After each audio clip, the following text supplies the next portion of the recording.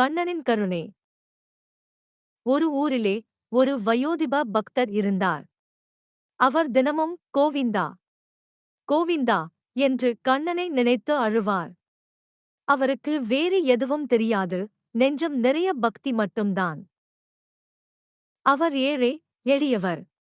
அவரிடம் காணிக்கை செலுத்த எதுவும் இல்லை.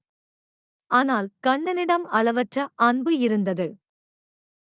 ஊர் மக்கள் அவரைப் பார்த்து சிரித்தார்கள். இவன் என்ன பைத்தியக்காரன்? கண்ணன் உன்னை கேட்பானா என்று கேலி செய்தார்கள். அவர்கள் பக்தியின் மகிமையை உணரவில்லை. அவர்கள் கண்ணனின் கருணையை அறியவில்லை. வெறும் வெளித்தோற்றத்தை மட்டுமே பார்த்தார்கள். அன்று இரவு அந்த பக்தரின் வீட்டில் அதிசயம் நிகழ்ந்தது. திருவாயாறு நதி போல பால், நெய், பலவிதமான அருள் உணவுகள் தோன்றின. ஊரே வியந்தது. யாருமே நம்ப முடியாத ஒரு அற்புதம் அது. கண்ணன் தன் பக்தனுக்கு அருள் புரிந்தான். அப்போது ஊர் மக்கள் உணர்ந்தார்கள்.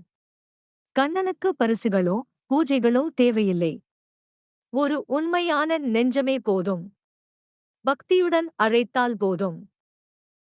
நம்பிக்கையுடன் ஒரு முறை அழைத்தால் கூட கண்ணன் ஓடி வந்து வரமளிப்பான்.